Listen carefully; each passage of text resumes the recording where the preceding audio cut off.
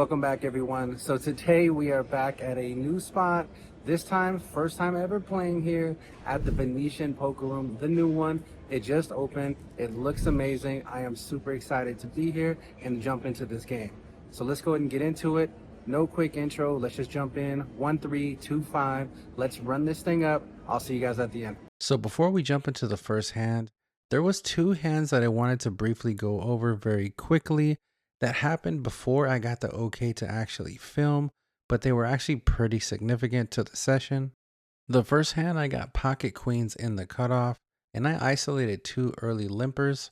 I would only get action from the big blind, and then we would go to an ace high rainbow flop, and he would just instantly jam his $180 stack into a 50-ish or so dollar pot. After a brief tank, I would ultimately decide to make the fold, and then he would flip over ace 7 offsuit, so that was just super unfortunate there. And then the next hand, there would be an open, and then a player would 3-bet to $35. The action would fold over to me, and I looked down at ace king offsuit. Now I only have about $155 in my stack at this time, so I decide to ship it, and we go heads up to a run out, me and the original 3-better, to where we're going to see a king high board, to where I flip over ace king, and he's just going to muck. So we might have got lucky there on that one, but that's going to lead us to this very first hand, back to a starting stack, and this is going to be the very first hand that I was actually able to film. So here we go. In this one, there's going to be a early limp, and I'm on the cutoff, and I'm going to look down at ace queen offsuit. So like I mentioned before, I'm finally back at 100 bigs here. So I'm going to go ahead and isolate this up here, and I'm going to make it $15. Now I'm only going to get two callers. One's going to be the big blind. Also, the original raiser is going to decide to come along. So 3 ways to a flop. We're going to be in position, which is going to be really nice, obviously. But we're going to see a pretty unfavorable board here come out, which is going to be jack 9-6, 2 hearts. Now on the surface, this actually looks like a pretty good board for us here. We have 2 overs, backdoor diamonds, and we also have some straight possibilities that could come in here on the turn. But the original limper is super call happy. Semi-bluffing here is pretty much lighting money on fire, especially 3 ways.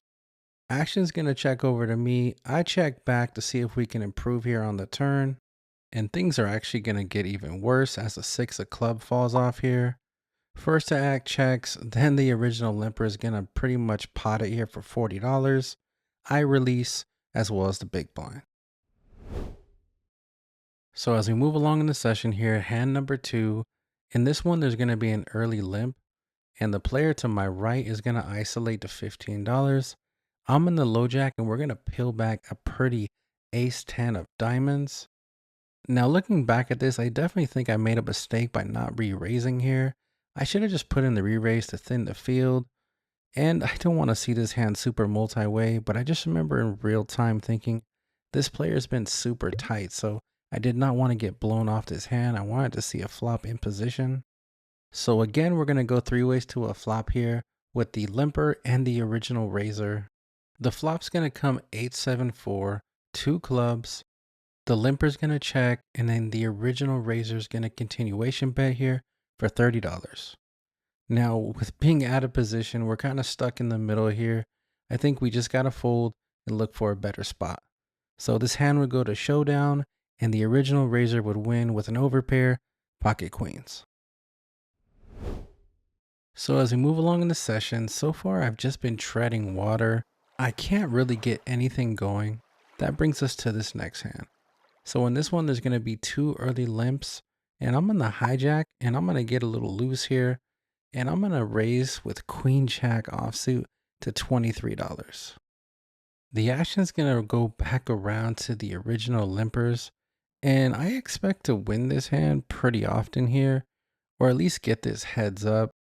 And for me, it's going to be door number 2 that's going to happen here. It is going to go heads up to the original limper. He's actually been a pretty fun player so far. He's been gambling a lot, call happy, really good for the game. So we've been battling. It's been pretty fun. So let's see if we can get the best of him here. We are in position, which is always going to be the preference in this spot. especially when we get a little out of line. Now, the flop's going to come King 5-4 Rainbow. He's pretty quickly going to check over to me, and I have tons of kings in my range, and this is a very dry board. It should miss him a lot of the time. I try to continue with my foolery here and continuation bet for 20. I expect to win this pot a huge majority of the time, unless he has a hand specifically like pocket fives, pocket fours. Now I'm gonna stop the voiceover so you can hear what happens next.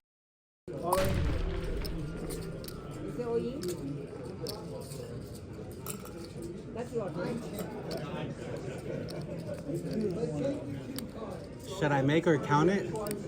Just just to waste time? No, I'm just.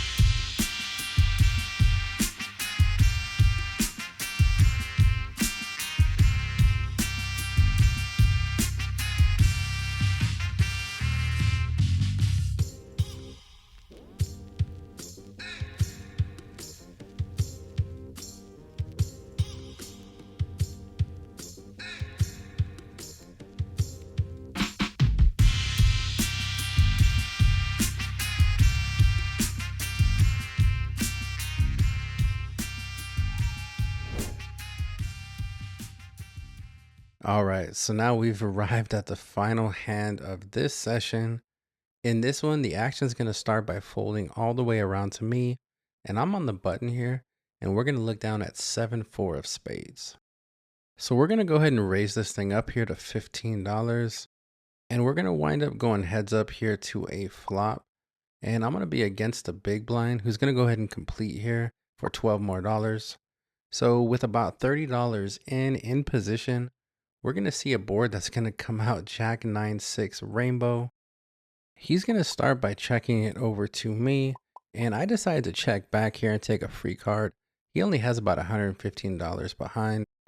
I am trying to see if we can pick up some more equity here on the turn, and that's exactly what's going to appear on the turn, which is going to be the 5 of hearts.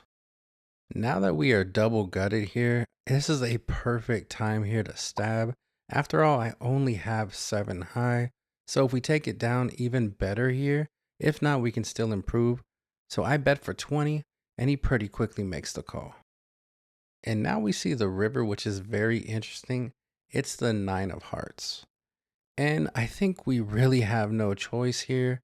We gotta blast. I mean, I only have 7 high, but he's checked it over to me twice now in a row. So he probably isn't that strong.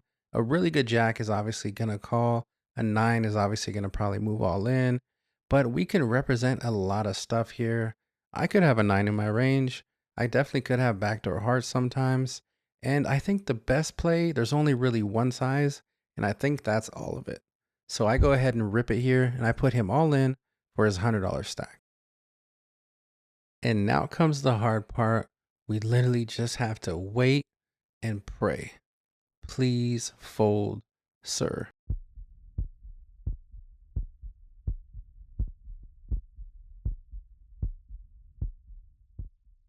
And yes, he's gonna make the fold. So we're gonna get this one through. And geez, it feels good to get this one in on the last hand of the session. All right, so just wanted to quickly recap the session here at Venetian. Man, first off, just an amazing room, amazing atmosphere, staff, dealers, ambiance. Everything was just literally top notch. I mean, honestly, I think it might be my favorite room, and that's saying a lot. I loved it. Really great, man. I encourage everyone to check it out. Top-notch room. It is simply amazing. My totals, I was in the game for 300. I literally only played for 2 hours and had a couple of things to do with the family. So quick session and in for 300, out for $285. So lost $15, but hey, I will take it. I wanted to experience the room. It really was amazing. You guys should definitely check it out. So that's going to do it for this one, and I will see you guys on the next one. So like, subscribe, comment, engage with me, and I will catch you guys on the next one. Take care. Be safe.